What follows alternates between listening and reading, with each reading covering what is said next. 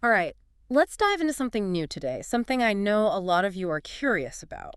Ooh, sounds exciting. We're talking all things tiny houses. Tiny houses, all right. But we're going even deeper than just, those charming little homes you see on TV. Okay. We're talking about the world of tiny house consulting. Interesting. You've mentioned before being interested in, the minimalist lifestyle and this whole idea of downsizing and simplifying. Right. So I thought it would be fascinating to dig into this article I found. It's titled, Starting a Tiny House Consulting Business. That sounds right up your alley. It really is, and it turns out there's this huge demand for experts in this field. Yeah. People are, like, seriously considering this alternative way of living, but they need help getting started. Makes sense. It's a big change. It is. So where do we start with this? Well, I think the first question is, why are we seeing this surge in interest in tiny houses? I mean, it seems like they've gone from being this niche idea to a full-blown movement. Yeah, like what's driving that? Well, a lot of factors are coming together at the right time. Uh-huh. Like, think about housing costs. They're skyrocketing in so many places. Oh, tell me about it. Right? It's making that whole, American dream of homeownership feel impossible for a lot of people. Yeah. And then on top of that, you have this growing awareness of like our environmental impact and this desire for a more sustainable way of life. Yeah. And tiny houses, they kind of fit into that perfectly. How so? For one thing, they use way fewer resources. Like, how much less are we talking? On average, a tiny house uses about a tenth of the energy of a standard home. Wow, that's a big difference. It's a huge reduction in your carbon footprint. And, for someone like you who's always thinking about ways to live more sustainably, that's got to be appealing. Oh, absolutely. That's a huge draw for me. And they often incorporate, eco-friendly materials and technologies, which is another bonus. Right, like solar panels, composting toilets. Composting toilets. Okay, we're going to have to come back to that later. We'll dive into that, I promise. But, even though all of that sounds, like, really appealing, Yeah. I have to admit, the whole process of downsizing and figuring out where to even put a tiny house seems super daunting. Oh, it can be incredibly overwhelming. Right. And that's where a tiny house consultant comes in. They help guide you through all of that. Okay, so walk me through this. What exactly does a tiny house consultant do?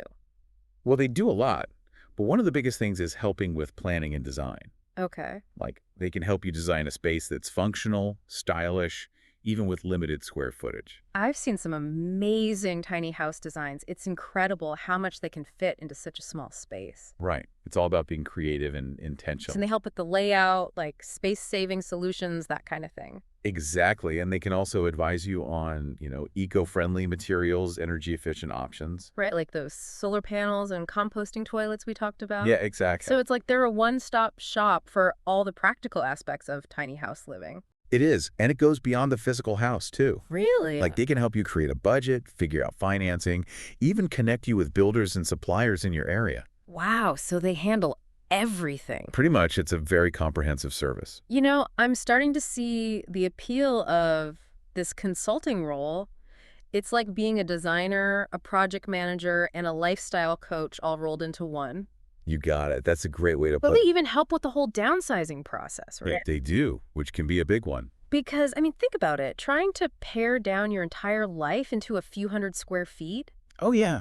that's a major mind shift. It is. It requires a whole new way of thinking about your belongings and what's truly important. So the consultant helps people embrace that minimalist approach. Exactly. They help you figure out what to keep, what to let go of, and how to create a space that truly reflects your values. It's like they're helping you declutter not just your stuff, but your whole lifestyle. That's a great way to put it. It's about simplifying and focusing on what matters most. I have a feeling you might be thinking what I'm thinking right now. Uh-oh. What's that? What if I became a tiny house consultant?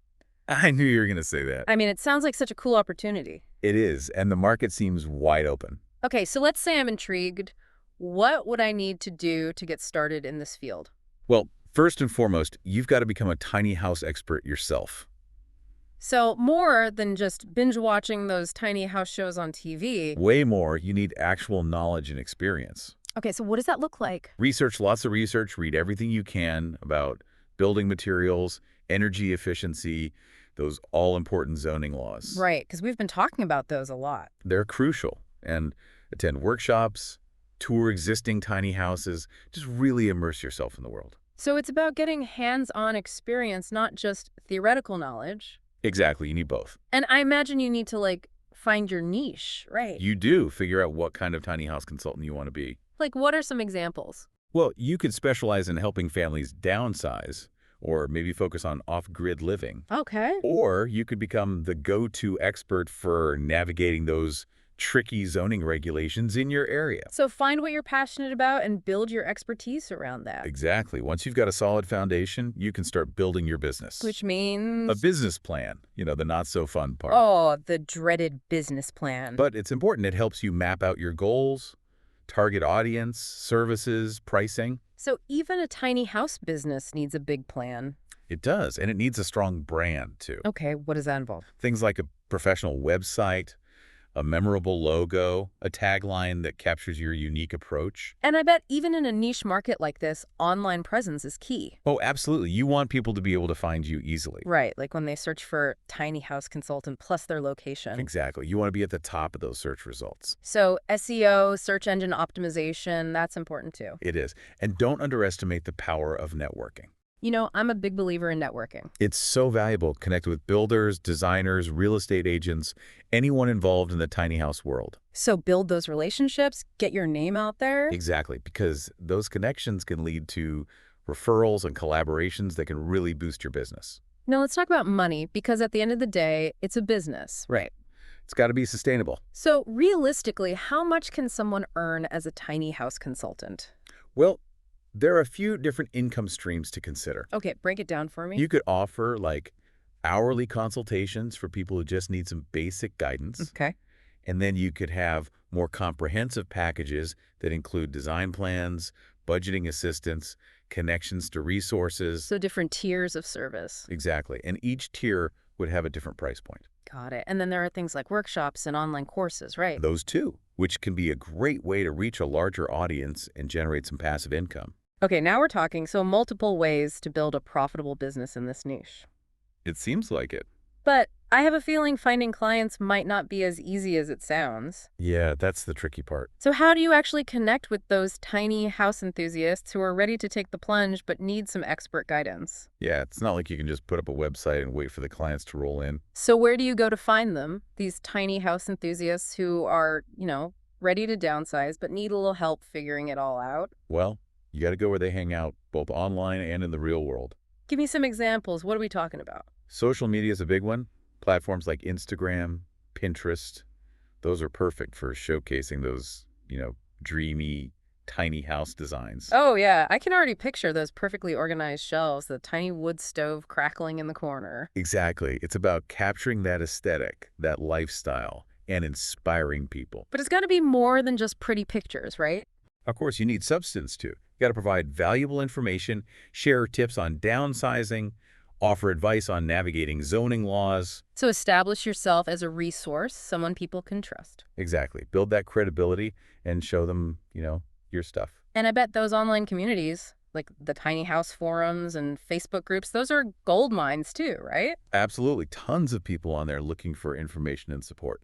So it's about engaging in those conversations, answering questions, and maybe subtly dropping hints about your amazing consulting services. Subtly, always subtly. Don't want to be too salesy. Right. It's about building relationships and trust. What about content marketing? Does that play a role? Oh, for sure. Writing blog posts, articles, things like that. About what? Relevant topics like building on a budget, finding land for your tiny house, the things people are actually searching for online. So basically, share your knowledge and let the clients come to you. It's a much softer sell than like blasting ads everywhere. Okay, so we've got the online side covered, but what about real-world strategies? How do you connect with people offline? Attending tiny house festivals and workshops is huge. Get out there and meet people face to face. Exactly. You can showcase your services, give mini consultations, network with other professionals. Spread the tiny house gospel. It's all about making those personal connections. Okay, so we've got the marketing piece down, but I'm sure there are challenges too, right? I mean, no business is without its hurdles. Oh, definitely. What are some of the biggest challenges someone might face as a tiny house consultant? Well, we've talked about zoning laws a lot, and those can be a major roadblock. Because they vary so much from place to place. Exactly. and they're not always tiny house friendly. So it's a constant learning curve, staying updated on those regulations. It is, and sometimes it's even worth partnering with, like legal experts who can offer specialized guidance to your clients. So navigating the legal side of things can be a real headache. It can, but with the right knowledge and connections, it's manageable.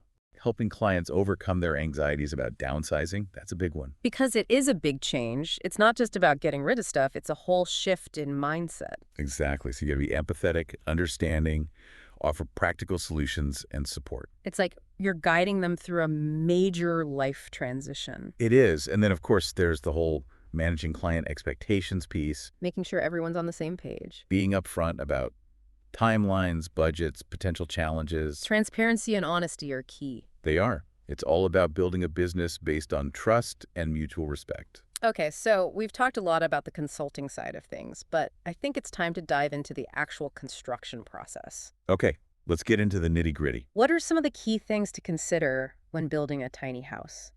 Well, one of the biggest differences is the emphasis on multifunctionality. Okay, explain that to me. Every inch of space has to serve a purpose. Right, because you're working with limited square footage. Exactly. So you've got fold-down tables, beds that convert into couches, staircases with built-in drawers. So it's like those transformer toys from our childhood, but for houses. I love that analogy. What about building codes and regulations? Are those different for tiny houses? They can be, depending on where you live. So things like ceiling height, ventilation, the type of foundation you use, those all matter. They do, and that's another area where a consultant can be really helpful. Guiding you through that maze of regulations. Exactly, making sure your build meets all the necessary standards. What about materials? Are there specific materials that are best suited for tiny houses? A lot of tiny house builders are opting for sustainable and eco-friendly materials. Like what? Reclaimed wood, bamboo, even recycled shipping containers. Wait, you can actually build a house out of a shipping container. You can, it's a growing trend. Wow, that's amazing. It's a great way to upcycle materials that would otherwise end up in a landfill. So you're not just minimizing your living space, you're minimizing your environmental impact too. It's all connected. I bet building with unconventional materials like that comes with its own set of challenges. It does. You often need specialized builders who are familiar with those alternative construction methods. So do your research, find the right team. Absolutely. Speaking of teams, what about financing? Are there specific loan options for tiny houses, or is it just traditional mortgages? It's getting better. There are more options popping up specifically for tiny homes. Like what? Some builders are partnering with credit unions that offer specialized loans, offered with lower interest rates and more flexible terms. That's great news for people who are, looking for affordable financing. It is. It's a sign that tiny houses are becoming more mainstream. What about crowdfunding? Is that an option? It can be. There are platforms specifically geared towards tiny house projects. So you can tap into that community support. Exactly. And if you have a compelling story and a solid plan, you can raise funds from like-minded individuals. So it's not just about banks and loans, it's about finding creative solutions. It is, and I think we'll see even more innovative financing options emerge as the movement continues to grow. I'm excited to see where it all goes. Me too. Okay, so we've covered a lot of ground here. From the why behind the tiny house movement to the nuts and bolts of building and financing. And everything in between. Right, and we've touched on those key challenges and rewards of downsizing and embracing a more minimalist lifestyle. It's a journey, that's for sure. Speaking of journeys, one of the biggest hurdles we haven't really talked about yet is finding the perfect spot to park your tiny house. That's a big one. And that's where those pesky zoning laws come into play again. So let's dive into the world of tiny house communities and explore those different options for legally and safely establishing your tiny home. Sounds good to me. It's amazing how much we've unpacked about tiny house living in just this one deep dive. Right. It's like a whole universe of its own. We started with the why, all those factors pushing people towards this movement. Yeah, the rising housing costs, the desire for a smaller footprint, like it all ties together. But what really stuck with me is that sense of community, Like, it's not just about the house, it's a whole different way of life. It really is. It's a whole mindset shift. Remember when we were talking about those, transformer furniture pieces and all the clever storage hacks? Oh, yeah, those were cool. It made me realize that tiny house living almost forces you to get creative, You got to be a problem solver. Absolutely. Every inch counts. So you got to think outside the box. Right, you're constantly evaluating what you really need, what's essential. It's like a built-in mindfulness practice. You're so aware of your space and your stuff. And it doesn't stop there, right? That minimalist approach spills over into other areas of your life. Totally, like how you spend your money, what you choose to fill your time with. It's like a domino effect. You start simplifying one thing, and then it just keeps going. It's a journey of self-discovery, figuring out what truly matters to you. I bet there are challenges along the way, though. Oh, for sure. Downsizing can be tough emotionally. And finding the right place to put your tiny house, that can be a logistical nightmare. And let's be real, there's probably some social pressure too, right? From people who just don't get it. Absolutely. You kind of have to be comfortable going against the grain. So for someone listening who's like really intrigued by all this, what's your biggest piece of advice? Do your research, immerse yourself in the community, you know, talk to people who are already living the tiny house life, go to workshops, see some houses in person. Get a real feel for it. Exactly. It's about more than just pretty pictures on Instagram. You got to understand the day-to-day realities. The good and the bad. And don't be afraid to start small. You don't have to dive in head first. Dip your toes in, see how it feels. Maybe rent a tiny house for a weekend. Try decluttering a few areas of your current home. Test the waters. See if it resonates with you. Exactly. And remember, there are tons of resources out there to help you along the way. Books, blogs, podcasts, online communities, even those tiny house consultants we talked about. You're not alone on this journey. So if any part of you is even a little bit curious about this whole tiny house thing, That spark of excitement, don't ignore it. explore it. See where it leads you. It might just change your life.